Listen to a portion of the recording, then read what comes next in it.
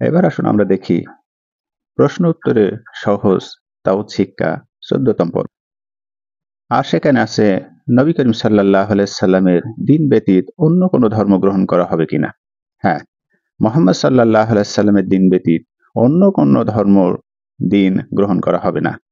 এর প্রমাণ আল্লাহ পাক রব্বুল আলামিন তিনি নিজেই দিয়েছেন। আর আল্লাহ পাক রব্বুল আলামিন তিনি বলেছেন সূরা আলে ইমরান আয়াত নম্বর ৮৫, ومن يبتغي غير الإسلام دينا فلن يقبل منه وهو في الآخرة من الخاسرين। যে ব্যক্তি ইসলাম ছাড়া অন্য কোনো ধর্ম তালাশ করে, ইসলাম ছাড়া অন্য কোনো ধর্ম তালাশ করে, পশ্চিম কালেও তার পক্ষ থেকে তা গ্রহণ করা হবে না, পশ্চিম কালেও তার থেকে সেটা গ্রহণ করা হবে না, এবং সে আখেরাতে ক্ষতিগ্রস্তদের অন্তর্ভুক্ত হবে। আল্লাহ এখানে বলছেন মুহাম্মাদের আনিত দিন ব্যতীত অন্য কোনো দিন যদি কেউ তালাশ করে, অনুসন্ধান করে, পালন করে, তাহলে আল্লাহ বলছেন পশ্চিম কালেও তার পক্ষ থেকে সেটা গ্রহণ করা হবে না, তার মুক্তির কারণ হিসেবে, তার নাজাতের কারণ হিসেবে, এবং সে বিচারের ময়দানে ক্ষতিগ্রস্তদের অন্তর্ভুক্ত হবে। আর ক্ষতিগ্রস্তের অন্তর্ভুক্ত বলতে কি বোঝায়? যারা ক্ষতিগ্রস্ত হয়েছে তাদের দলে সে শামিল হবে।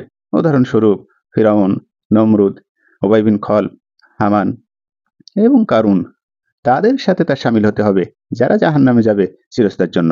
আল্লাহ সেটাই বলেছেন মুহাম্মদ সাল্লাল্লাহু আলাইহি সাল্লামের দিন ব্যতীত যদি কেউ অন্য ধর্ম তালাশ করে, পশ্চিম কালেও তার কাছ থেকে তা গ্রহণ করা হবে না। তাহলে ইহুদি খ্রিস্টানদের উপায় কি? হিন্দুদের উপায় কি? তারা কি জাহান্নামী? নিশ্চয়ই তারা জাহান্নামী কোরআন অনুযায়ী। এবার আসুন প্রশ্ন উত্তরে সহজ তাওহীদ শিক্ষার অন্তঃধর্মীয় ঐক্য বলতে কি বোঝায়। অন্তঃধর্মীয় ঐক্য বলতে কি বোঝায়? আর এটা হলো 15তম পর্ব। আর সেটা হলো মতবাদ। মতবাদ জায়েজ কি? কারণ দিন ইসলাম পরিপূর্ণ, অন্তঃধর্মীয় এই ঐক্য মতবাদ জায়েজ নয়, কারণ দিন ইসলাম পরিপূর্ণ। আর এই সম্পর্কে মহান আল্লাহ বলেন, তিনি বলেছেন, আর সেটা আছে সূরা মাইদা আয়াত নাম্বার 3, আল্লাহ ইয়াউমা আকমালতু লাকুম দীনাকুম ওয়া আতাম্মামতু আলাইকুম নি'মাতি ওয়া রাদিতু লাকুম আল ইসলাম দীন। আজ আমি তোমাদের জন্য দিনকে পরিপূর্ণ করে দিলাম, তোমাদের জন্য নিয়ামত সম্পূর্ণ করে দিলাম, এবং তোমাদের জন্য ইসলামকে দিন হিসেবে পছন্দ করলাম। তাহলে আল্লাহ কেন বলেছেন? আল্লাহ বলেছেন যে মুহাম্মদ সাল্লাল্লাহু আলাইহি সাল্লাম দিন ব্যতীত অন্য কোনো দিন গ্রহণ করা হবে না। আর সেই আয়াতে তাফসীরে আল্লাহ বলেছেন আজ আমি তোমাদের জন্য দিনকে পরিপূর্ণ করে দিলাম, তোমাদের প্রতি আমার নিয়ামত সম্পূর্ণ করলাম, এবং তোমাদের জন্য ইসলামকে দিন হিসেবে পছন্দ করলাম। আল্লাহ এখানে বলেছেন আজ আমি তোমাদের জন্য দিন পরিপূর্ণ করলাম।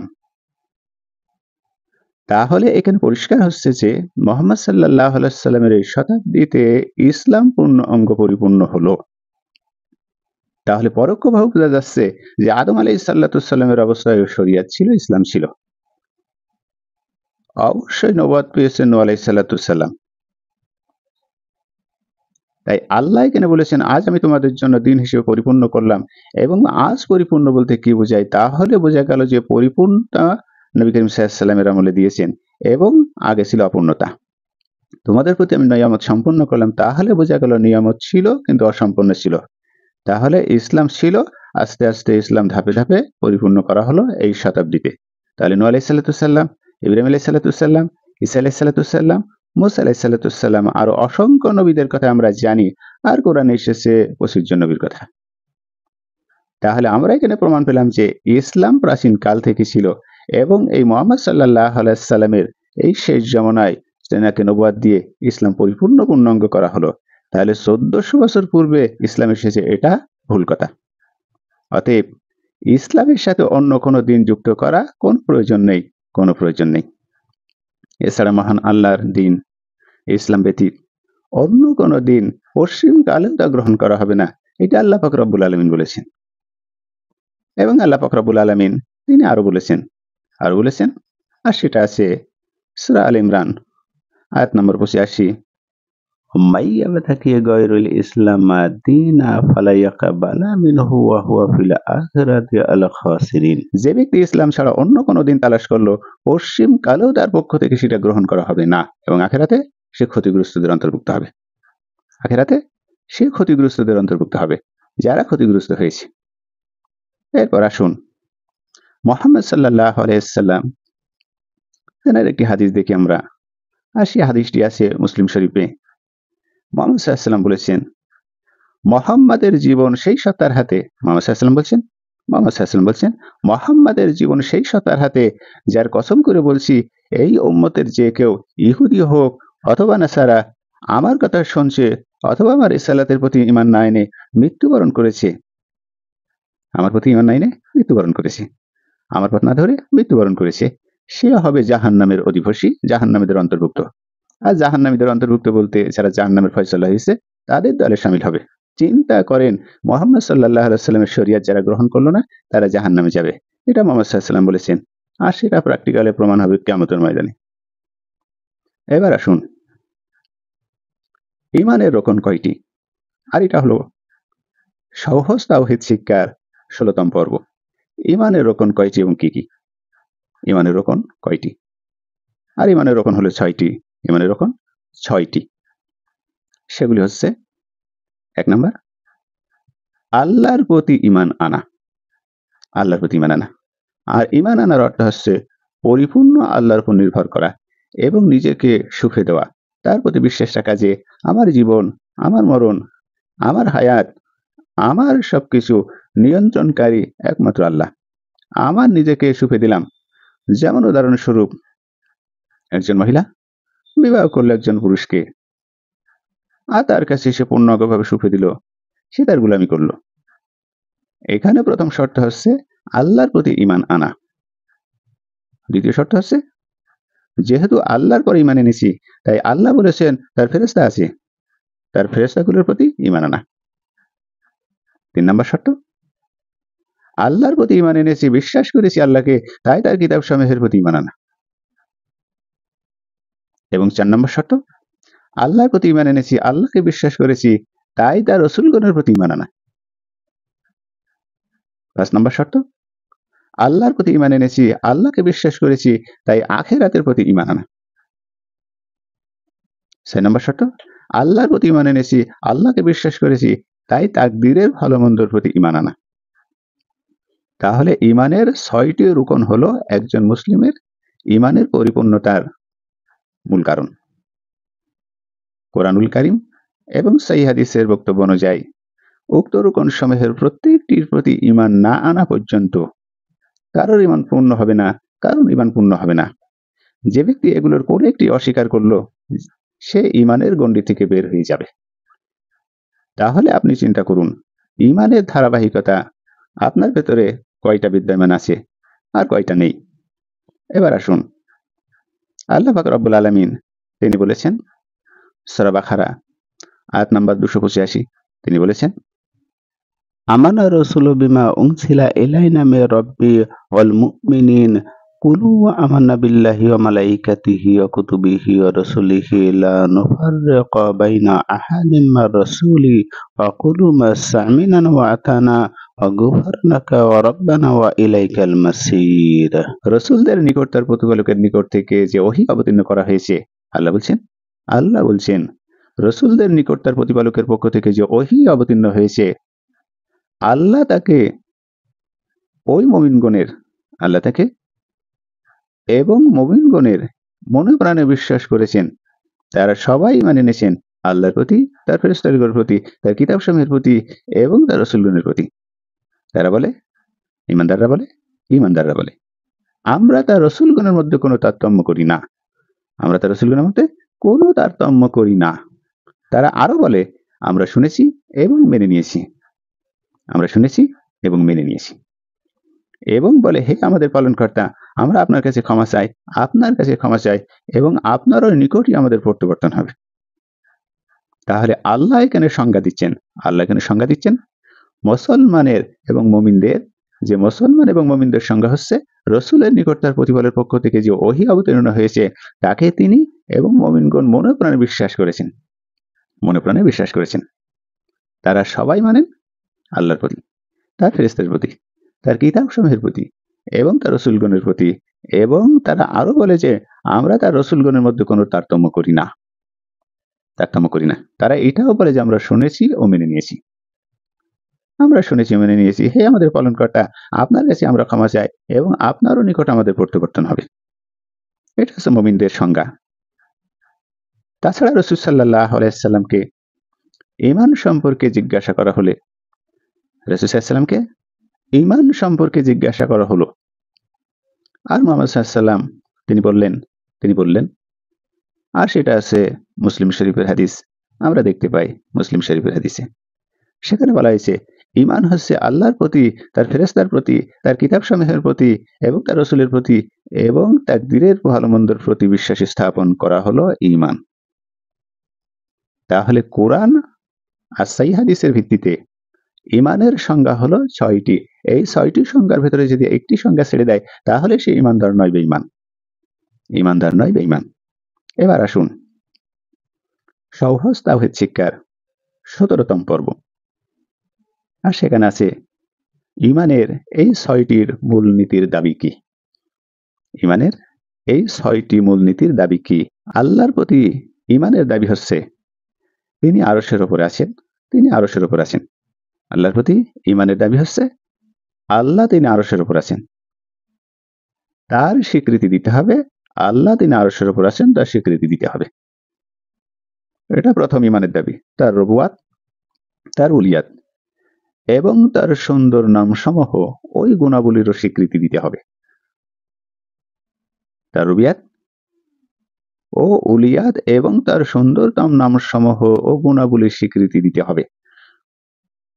এবং ফেরেশতাদের প্রতি ঈমান আনার অর্থ হলো তাদের বিদ্যমানতা এবং নানাবিধ কর্মকাণ্ড সম্পর্কে বিশ্বাস পোষণ করা।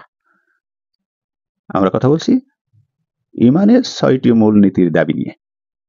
৬টি মূলনীতির দাবি নিয়ে। তার কিতাবসমূহের প্রতি ঈমান আনার অর্থ হচ্ছে এই বিশ্বাস করতে হবে যে আল্লাহ তার রাসূলগণের উপরে আসমানী কিতাবসমূহ অবতীর্ণ করেছেন, যেমন তাওরাত, ইনজিল, জাবুর এবং সুহফে ইব্রাহিম এবং কোরআন। আমাদেরকে আরো বিশ্বাস করতে হবে যে কোরআন ব্যতীত অন্য মৌলিক আসমানী কিতাবসমূহে অবতীর্ণ পরিবর্তন সাধিত হয়েছে। রাসূলগণের প্রতি ঈমান আনার অর্থ হচ্ছে আমাদেরকে এই বিশ্বাস করতে হবে যে আল্লাহ মানব জাতির হিদায়াতের জন্য অনেক রাসূল প্রেরণ করেছিলেন। আল কোরআন কারিমে তার অনেকের নাম উল্লেখ করা হয়েছে। কোরআন কারিমে ২৫ জন নবীর নাম উল্লেখ করা হয়েছে। সর্বপ্রথম রাসূল হলেন নূহ আলাইহিস সালাম এবং সর্বশেষ সর্বোত্তম নবী হলেন মুহাম্মদ সাল্লাল্লাহু আলাইহি সাল্লাম। তাহলে ঈমানের ৬টি রুকনের অর্থ কি? এবং আখিরাতের প্রতি ঈমান আনার অর্থ হচ্ছে আখিরাতের হিসাব ও নিকাশ, প্রতিদান ও জান্নাত জাহান্নাম এবং এই দিন সম্পর্কে কোরআন হাদিসের বক্তব্যের প্রতি বিশ্বাস স্থাপন করা। এই ৬টির মূলনীতির দাবি হলো এটাই। ঈমানের ৬টি মূলনীতির দাবি এটাই। আর তাকদীরের প্রতি ঈমান আনার অর্থ হচ্ছে আমাদের প্রতি এই বিশ্বাস করতে হবে যে সবকিছুকে আল্লাহ সৃষ্টি করেছেন, সবকিছু আল্লাহ সৃষ্টি করেছেন। সেগুলো সৃষ্টি হওয়ার আগেই তিনি আল্লাহ সেই সম্পর্কে জ্ঞান রাখেন। তিনি আল্লাহ তার লৌহে মাহফুজে লিখে রেখেছেন এবং সবকিছু তার ইচ্ছাতেই সংগঠিত হয়েছে। আর এই সম্পর্কে মহান আল্লাহ পাক রব্বুল আলামিন তিনি বলেছেন, আর সেটা আছে সূরা আল কামার আয়াত নম্বর ৪৯, ইন্না কুল্লা শাইইন খালাকনাহু বিকদার। নিশ্চয়ই প্রত্যেক জিনিসকে আমরা পরিমিতভাবে সৃষ্টি করেছি। এখানে আল্লাহ বলেছেন নিশ্চয়ই প্রত্যেক জিনিসকে আমরা পরিমিত রূপে সৃষ্টি করেছি। তাহলে পরিমিত বলতে তার একটা মাপ, তার একটা সময়, তার একটা কাল নির্ধারণ করা হয়েছে। তাই বলেছে ইন্না কুল্লা শাইইন খালাকনাহু বিকদার, নিশ্চয়ই প্রত্যেক জিনিসকে আমরা পরিমিত রূপে সৃষ্টি করেছি। এখন আসুন আমরা অন্য একটি জায়গায় দেখি। আর আল্লাহ পাক রব্বুল আলামিন সেটা বলেছেন সূরা আনাম আয়াত নম্বর ৫৯ বলেছেন, আল্লাহ এখানে বলছেন তার কাছে গায়বী জগতের চাবি রয়েছে, অর্থাৎ আল্লাহ নিজেই বলছেন আমার কাছে গায়বী জগতের চাবি রয়েছে। এইগুলো তিনি আল্লাহ ব্যতীত কেউ জানে না। স্থলে ও জলে যা কিছু আছে তিনি আল্লাহ জানেন। আল্লাহ বলছেন আমি এগুলো সবই জানি। স্থলে যা কিছু আছে, জলে যা কিছু আছে এবং দৃশ্যমান যা কিছু আছে, অদৃশ্যমান যা কিছু আছে সবকিছুই আমার নলেজ আছে। তার জানার বাইরে অর্থাৎ একটি গাছের পাতাও ঝরে না। এখানে আল্লাহ বলেছেন তার জানার বাইরে কোনো গাছের পাতাও ঝরে না। তাকদীরের লিখন ব্যতীত কোনো শস্য কোনো মৃত্তিকার অন্ধকারে অংশে পতিত হয় না। তাকদীরের লিখন ব্যতীত কোনো শস্য কোনো মৃত্তিকার অন্ধকার অংশ পতিত হয় না এবং কোনো আর্দ্র ও শুষ্ক দ্রুব্ধও পতিত হয় না। দ্রুব্ধও পতিত হয় না। তাহলে আল্লাহ এখানে বলেছেন সবকিছু আমার নলেজে আছে। এটা দৃশ্যমান, অদৃশ্যমান এবং ভূমিতে ও জলে, আসমানে হোক ও পাতালে হোক, সবকিছু আমার দৃষ্টিগোচর, সবকিছু আমি নিয়ন্ত্রণ করছি। এবার আসুন, আল্লাহ পাক রব্বুল আলামিন অন্য একটি জায়গায় বলেছেন, আর সেটা হলো সূরা হজ আয়াত নম্বর ৭০। আলাম তা'লাম আন্নাল্লাহা ইয়া'লামু মা ফিস সামাওয়াতি ওয়াল আরদি ইন্না যালিকা ফি কিতাব ইন্না যালিকা আল্লাহি ইয়াসির। আমি কি জানি না, তুমি কি জানো না যে আসমান ও জমিনে যা কিছু আছে সে সম্পর্কে আল্লাহ সাময়িক অবগত। এই কথা রাসূল সাল্লাল্লাহু আলাইহি সাল্লামকে নির্দেশ করছেন। রাসূলকে উদ্দেশ্য করে বলছেন, তুমি কি জানো না যে আসমান ও জমিনে যা কিছু আছে সেই সম্পর্কে আল্লাহ সবকিছু অবগত। সবই কিতাবে লিখিত আছে, সবই কিতাবে লেখা আছে। নিশ্চয়ই তা আল্লাহর কাছে সহজ। নিশ্চয়ই তা আল্লাহর কাছে সহজ। তাহলে আল্লাহ কেন বলেছেন তোমরা সবাই কি জানো না এটা? নিশ্চয়ই তোমরা জানো না, আসমান জমিনে যা কিছু আছে আমি আল্লাহ তা জানি, সেই সম্পর্কে আমি অবগত। সব কিতাবে লিখিত আছে, আমি সব লৌহে মাহফুজে লিখে রেখেছি। নিশ্চয়ই তা আল্লাহর কাছে সহজ। নিশ্চয়ই তা আল্লাহর কাছে সহজ। এবার আসুন, আল্লাহ পাক রব্বুল আলামিন অন্য একটি জায়গায় বলেছেন, আর সেটা আছে সূরা তাকবীর আয়াত নম্বর 29। তিনি বলেছেন, আমা তাশাউল ইনা ইল্লা আশা আল্লাহু রাব্বুল আলামিন। তোমরা আল্লাহ রাব্বুল আলামিনের ইচ্ছার বাইরে কোনো কিছু ইচ্ছা করতে পারো না। আল্লাহ বলছেন তোমরা আল্লাহ রাব্বুল আলামিনের ইচ্ছার বাইরে কোনো কিছু ইচ্ছা করতে পারো না। আমরা পূর্বেই করেছি যে তাকদীরের লেখন অস্বীকার করা যাবে না। আমাদের কোনো ইচ্ছায় কোনো কিছু হবে না। তাই বলে এখানে আমি দোষ দিতে পারি না, তাহলে অমুক ব্যক্তি খুন হয়েছে আর সেটা তো তাকদীরে লেখা ছিল। এখানে ইচ্ছা শক্তির স্বাধীনতা দেওয়া হয়েছে, ভালো ও মন্দ শিক্ষা দেওয়া হয়েছে, বোধগম্য দেওয়া হয়েছে, ভালো কোনটা ও মন্দ কোনটা, ন্যায় কোনটা অন্যায় কোনটা, এটা আমাদের বুঝবার শক্তি দিয়েছে এবং জানিয়ে দিয়েছে। এবার আসুন, আমরা অন্য একটি জায়গায় দেখি রাসূল সাল্লাল্লাহু আলাইহি সাল্লাম বলেছেন, আর সেই হাদিসটি আছে তিরমিজিতে। রাসূল সাল্লাল্লাহু আলাইহি সাল্লাম বলেছেন, আল্লাহর আদেশ ও নিষেধের হেফাজত করো। মুহাম্মদ সাল্লাল্লাহু আলাইহি সাল্লাম বলেছেন তার উম্মতদেরকে, হে আমার উম্মতেরা, তোমরা আল্লাহর ও নিষেধকে হেফাজত করো, তাহলে আল্লাহ তোমাদেরকে হেফাজত করবেন। আল্লাহর অধিকার রক্ষা করো, তাহলে তুমি আল্লাহকে তোমার সামনে পাবে। মুহাম্মদ সাল্লাল্লাহু আলাইহি ওয়াসাল্লাম বলছেন, হে আমার উম্মতেরা, আল্লাহর আদেশ নিষেধ হেফাজত করো, তাহলে তিনি আল্লাহ তোমাদেরকে হেফাজত করবেন, এবং আল্লাহর অধিকার রক্ষা করো, তাহলে তুমি আল্লাহকে তোমার সামনে পাবে। আল্লাহকে তোমার সামনে পাবে। আর এই সামনে পাওয়ার অর্থ আমরা জানি, যারা জান্নাতে যাবে তাদেরকে আল্লাহ পাক রব্বুল আলামিন খাতিরদারি করবেন, আপ্যায়ন করবেন একটি মাছের কলিজা দিয়ে। আর সেই মাছের কলিজা দিয়ে প্রায় ৭০,০০০ লোককে খাতিরদারি করা যাবে একটা কলিজা দিয়ে। আল্লাহকে সামনে পাবে, এর অর্থ এটাই হতে পারে। যখন কোনো কিছু চাইবে তখন আল্লাহর কাছে চাইবে। মুহাম্মদ সাল্লাল্লাহু বলছেন, যখন কোনো কিছু চাইবে আল্লাহর কাছে চাইবে, অনুরূপভাবে যখন সাহায্য প্রার্থনা করবে তখন আল্লাহর কাছেই সাহায্য প্রার্থনা চাইবে। মুহাম্মদ সাল্লাল্লাহু বলছেন, জেনে রেখো, পৃথিবীতে সবাই একত্রিত হয়ে তোমার উপকার করতে চায়, তাহলে আল্লাহ যতটুকু লিখে রেখেছে তার সামান্যতম বেশি উপকার করতে পারবে না। চিন্তা করেন, মুহাম্মদ সাল্লাল্লাহু আলাইহি ওয়াসাল্লাম বলছেন, হে আমার উম্মতেরা, তোমরা জেনে রেখো, যদি পৃথিবীর সবাই একত্রিত হয়ে তোমার উপকার করতে চায়, তাহলে আল্লাহ যতটুকু লিখে রেখেছে তার চেয়ে সামান্যতম বেশি উপকার করতে পারবে না। পক্ষান্তরে তারা যদি সবাই একত্রিত হয়ে তোমার ক্ষতি সাধন করতে চায়, তাহলে আল্লাহ যতটুকু লিখে রেখেছে তার চাইতে বেশি ক্ষতি করতে পারবে না। চিন্তা করেন। মুহাম্মদ সাল্লাল্লাহু আলাইহি ওয়াসাল্লাম বলছেন, তাকদীরের লিখন শেষ হয়ে গেছে। তাকদীরের লিখন শেষ হয়ে গেছে, এইভাবে আল্লাহ লিখে রেখেছেন। এইভাবে আল্লাহ লিখে রেখেছেন। হাদিস তিরমিজি। তাছাড়া অন্য বর্ণনায় আছে তুমি আল্লাহর প্রতি অধিকার রক্ষা করো। মুহাম্মদ সাল্লাল্লাহু আলাইহি ওয়াসাল্লাম বলছেন, তুমি আল্লাহর অধিকার রক্ষা করো। তাহলে তাকে অর্থাৎ আল্লাহকে তুমি তোমার সামনে পাবে। আর সামনে পাওয়ার অর্থ এটা নয় যে আসামি জজ সাহেবের সামনে কাঠগড়ায়, আর জজ সাহেব আসামিকে দেখলো, আর আসামি জজ সাহেবকে দেখলো। এটা সামনে পাওয়া নয়। সামনে পাওয়া হলো, আমরা পূর্বে বর্ণনা করেছি, আল্লাহর সঙ্গে জান্নাতি দিদার হওয়া, এবং জান্নাতীদের সঙ্গে আল্লাহ দিদার করবেন। এটাই হলো আল্লাহর সামনে পাওয়া। আর রাসূল সাল্লাল্লাহু আলাইহি ওয়াসাল্লাম বলেছেন, হে আমার উম্মতেরা, তুমি আল্লাহর অধিকার রক্ষা করো, তাহলে আল্লাহকে তুমি তোমার সামনে পাবে। তোমার সুখ ও স্বাচ্ছন্দ্যের সময় আল্লাহকে চেনো, এবং সুখ স্বাচ্ছন্দ্যের সময় অর্থ হলো যখন তুমি সুখী হবে তখন তুমি আল্লাহর বেশি বেশি করে স্মরণ করো এবং বেশি বেশি ইবাদতে জোর দাও। মুহাম্মদ সাল্লাল্লাহু আলাইহি ওয়াসাল্লাম বলছেন, তোমার সুখ ও স্বাচ্ছন্দ্যের সময় আল্লাহকে চেনো, তাহলে কষ্টকাঠিন্যের সময় তিনি আল্লাহ তোমাকে চিনবেন। জেনে রেখো, তাকদীরে লেখা থাকে তোমার কিছু ভুল হবে। তা কখনো সঠিক হতে পারে না। পক্ষান্তরে তাকদীরে যদি লেখা থাকে তোমার সঠিক কিছু হবে, তাহলে সেটা কখনো ভুল হতে পারে না।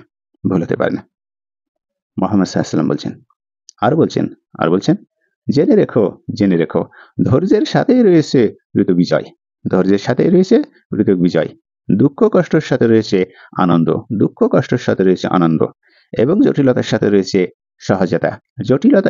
সহজতা।